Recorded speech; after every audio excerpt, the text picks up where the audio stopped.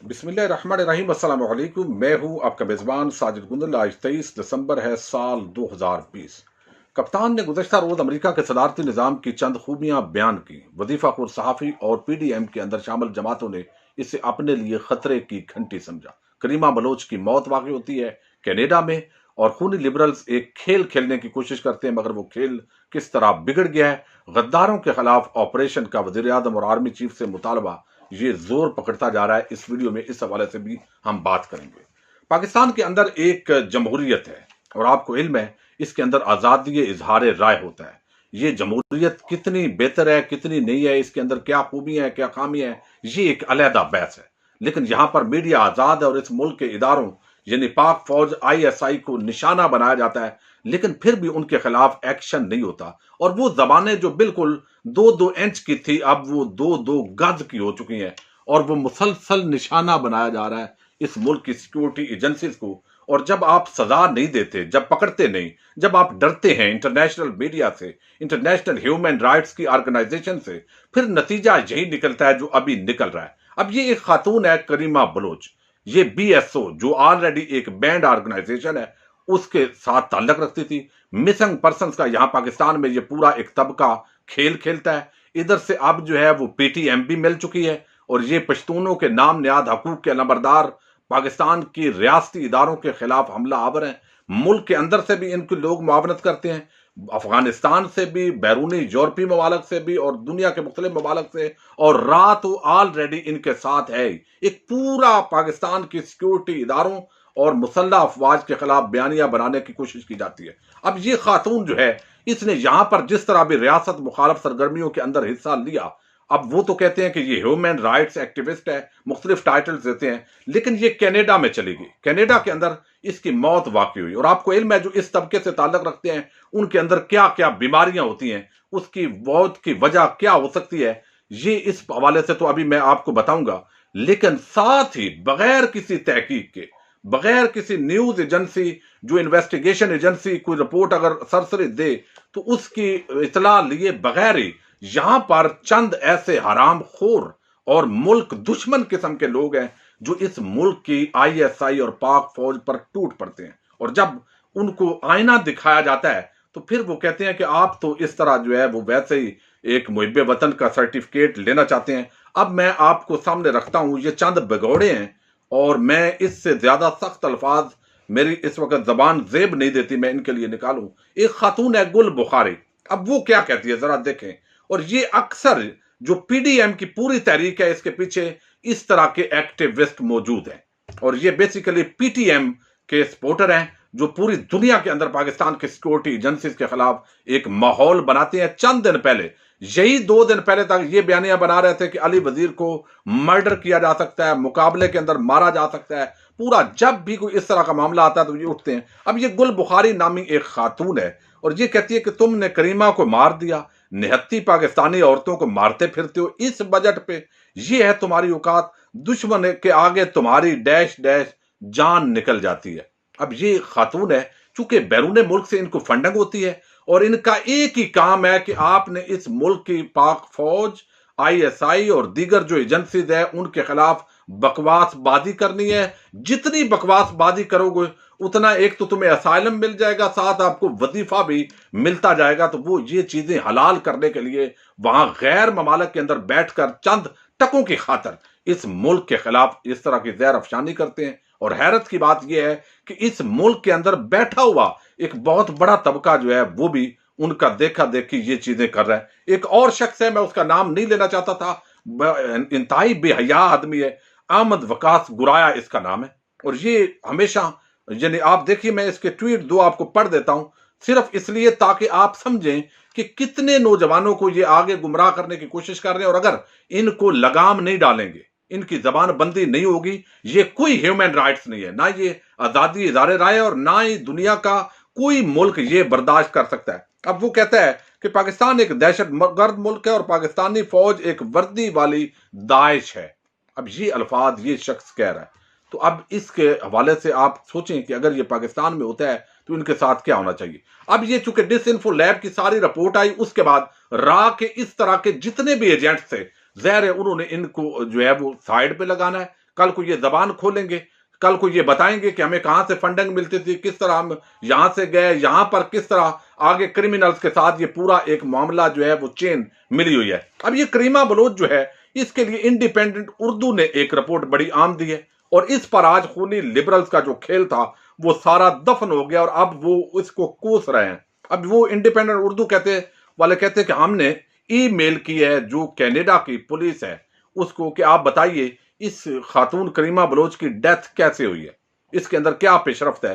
तो उन्होंने जवाब दिया कि इस केस की जो तफ्तीश है वो नॉन क्रिमिनल डेथ के तौर पर की जा रही है, यानी इसके अंदर कोई हमें शुबा नहीं है इस हवाले से कि कोई इसका मर्डर किया गया है।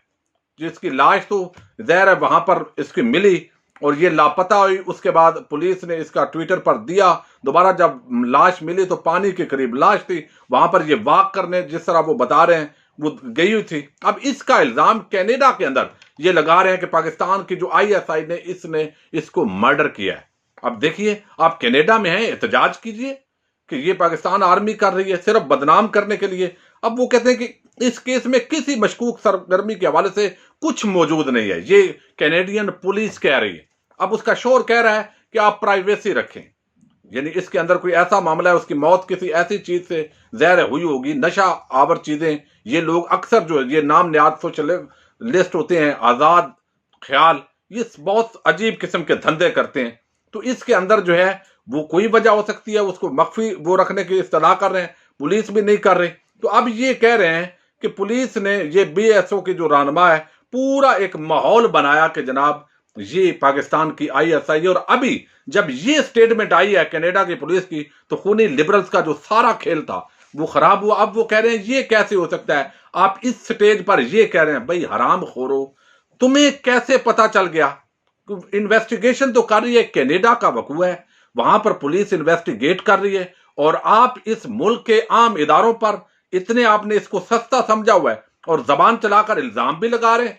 आप सिर्फ बैरूनी टुकड़े जो है वो उसको और बढ़ाने के लिए चंद टके तुम्हें और मिल जाएं और आप मुल्क दुश्मन बयानिए पर खड़े हैं। इसलिए अब पाकिस्तानी कौम बड़ी तंग आ गई है और वो समझती है इस मुल्क के अंदर ये जो रोज कहते हैं ना ये कौन होते हैं गद्दार का फैसला करने वाले और मुहिब वतन का। भाई जो बंदा इस मुल्क की पाक फौज और ISI के खिलाफ बोलता है, एक तो है सियासत में मुदाखलत, आप उसके एक पॉइंट ऑफ व्यू पर इख्तलाफ करते हैं वो और चीज है, लेकिन जब भी भारतीय बयानिया होता है तो आप उसके भारतीय बयानिए के साथ खड़े होते हैं और इस पाक फौज के खिलाफ आप खड़े हो रहे होते हैं, उसके खिलाफ बात कर रहे होते हैं। तो इसमें गद्दार और मुहिब वतन की तो ये लकीर है जो आप खुद खींच देते हैं। फिर क्या जरूरत रह जाती है कि किसी को पता ना चले कि आप मुहिब वतन है या गद्दार है। अगर मुल्क को कोई कामयाबी मिले और आपके चेहरे पर मरोड़ आए तो इसका मतलब है कि आप जो है गद्दार हैं। अगर नाकामी हो मुल्क की फिर तो कोई परेशानी हो तो वो अलहदा समझ आती है। बहरहाल ये एक मुतालबा है आर्मी चीफ से, वजीर आजम इमरान खान से कि इसका बंदोबस्त जो है वो जरूर किया जाना चाहिए। अब मैं आपके सामने रखता हूं, गुज़श्ता रोज प्राइम मिनिस्टर इमरान खान ने वहां पर जो कैबिनेट इजलास है उसके अंदर एक बात की और वो बात थी अमेरिका के सदारती निज़ाम की खूबी कि अभी उनको 2-2.5 महीने मिल गए हैं सदर बनने के बाद। अब वो तमाम जो मिनिस्ट्रीज हैं तमाम डिपार्टमेंट से ब्रीफिंग ले रहे हैं। जो बाइडन, उनको पता होगा पाकिस्तान जो अमेरिका है उसकी ये मुआशी सूरत हाल है, ये दिफाई मुआहदे हैं, हर वजारत अपनी अपनी जो है वो ब्रीफिंग देगी। तो वो 2.5 महीने के अंदर अपनी एक पॉलिसी माइंड मेकिंग, अपनी टीम के साथ मीटिंग, अगला रोड मैप जो है वो तैयार कर लेंगे। लेकिन उस सदारती निज़ाम की तारीफ यहाँ के वजीफाखोर सहाफियों और PDM के सियासतदानों को अच्छी नहीं लगी और इन्होंने एक मनफी रंग दिया कि देखो ये इमरान खान कह रहे हैं कि हमें तो पता ही नहीं है, हमें तो इतना पता नहीं था तो हम आ गए हैं तो पता चला है कि और है। भाई जैसे इसहाक डार दूसरे सब ने फ्रॉड किया इस मुल्क के साथ, अदादो शुमार का हेर फेर करते रहे, तो जब हुकूमत में बंदा आएगा तो पता चलेगा ना कि इतनी चोरी की है, इतनी डकैती की है, यहां से आपने खांचा लगाया है। तो जब आए हैं तो पता चला है आपने कितने महंगे मुआहदे किए, किस तरह लूटमार की, किक बैक कमीशन लिए, किस तरह मनी लॉन्ड्रिंग की। पहले इतनी डिटेल तो नहीं होती, एक सरसरी डिटेल होती है, उसका जिक्र किया। तो वजीर आजम ने कहा कि अमेरिका में सदारती इंतखाब के बाद जो बाइडन को टीम सेलेक्टेड करने के लिए 2.5 महीने मिले, जबकि हम तो अपने नंबर पूरे कर रहे थे, ज़ाहिर कमजोर हुकूमत है। तो जिस दिन इलेक्शन खत्म हुआ उसे तैयारी टीम के इंतखाब के लिए 2.5 महीने मिले हैं, ब्रीफिंग मिल रही है, ब्यूरोक्रेट्स उन्हें बता रहे हैं कि हर चीज की क्या सूरत हाल है। उन्होंने कहा कि हम उसे निजाम पर नजरसानी करनी चाहिए और जब आपकी टीम बन जाए उसके बाद आपको हुकूमत संभालने से पहले पूरा वक्त मिलना चाहिए ताकि आप खसूसी तौर पर हुकूमत की तैयारी करें कि आपने गवर्नेंस कैसे करनी है। अब ये बात जो है वो प्राइम मिनिस्टर ने की है। अब इस बात में क्या गलत है कि भाई आपका ये जो निज़ाम है इसके अंदर तब्दीली होनी चाहिए। आप इसको चलो सदारती निज़ाम से तो आपको आग लगती है, लेकिन कोई ना कोई ऐसा बुनियादी स्ट्रक्चर के अंदर तब्दीली हो कि वो पहले 2-2.5 महीने उसको पता हो और उसके दौरान वो आए और बिजली, रेलवे, गैस, मालियात के हवाले से ब्रीफिंग मिले उसको अपने दफ्तर में जाने से, जब संभालने से पहले उसको जाते ही पता हो कि मैंने ये अपने एजेंडे पर आज से अमल दरामद शुरू कर दिया है। लेकिन यहां जो सदारती निजाम की जब भी बात होती है तो ये पूरी पीडीएम और वजीफाखोर सहाफियों को बड़ा जो है वो धचका लगता है। हालांकि पाकिस्तान के अंदर सदारती निजाम की इस वक्त जरूरत है, अगरचे हुकूमत इस पोजीशन में नहीं है, अवाम जो है वो अभी उस पोजीशन में नहीं है कि वो एक जैसे होता है राय आमा हमवार हो सके। लेकिन ये जब भी ऐसी बात आए, मैं हमेशा सदारती निजाम का इसलिए जिक्र करता हूं कि जब ये पार्लिमानी निजाम जमहूरियत ये नाकामी की तरफ जा रहा है तो पाकिस्तान को हमने अगली जो राय आमा है उसको बना के रखना है कि मुल्क के अंदर सदारती निजाम आना चाहिए, क्योंकि उसके अंदर उस तरह वजीर आजम, सदर यानी प्रेसिडेंशियल सिस्टम है तो वो मजबूर नहीं होता, वो अपनी मर्जी से कैबिनेट बनाता है, इंप्लीमेंट करता है। और ये नहीं होता कि एक बंदे को वो हटाए और उसके बाद जल्दी जल्दी जो है वो मुख्तलिफ जो कानून के अंदर खराबियां होती हैं लगा दिया जाए और वो 5 साल देखता रहे। तो ये पीडीएम और वजीफाखोर सहाफी सदारती निजाम को अपनी मौत समझते हैं। लेकिन पाकिस्तानी कौम ये देख रही है, सुप्रीम कोर्ट ऑफ पाकिस्तान में चंद पिटीशंस गई हुई हैं, उनकी अभी हेयरिंग जो है वो आइंदा चंद हफ्तों के अंदर उम्मीद है वो सुनवाई होगी। और जब होती है तो फिर हम ये बात करते रहेंगे कि अगर ये पार्लिमानी निजाम इसी तरह चलना है तो मुल्क को सदारती निजाम की तरफ जाना चाहिए। वजीर आजम ने गुज़श्ता रोज उसकी चंद खूबियां बयान करके उसका इंदिया दिया है कि वो भी उसे पसंद करते हैं, लेकिन ज़ाहिर है यहां अगर वो ज्यादा बात कर देते तो ज्यादा आग फैलती, तो ज्यादा आग वो इस मौके पर नहीं फैलाना चाहते। अपने मेजबान साजिद गुंदर को नेक्स्ट वीडियो तक के लिए इजाजत दीजिए। अल्लाह हाफिज।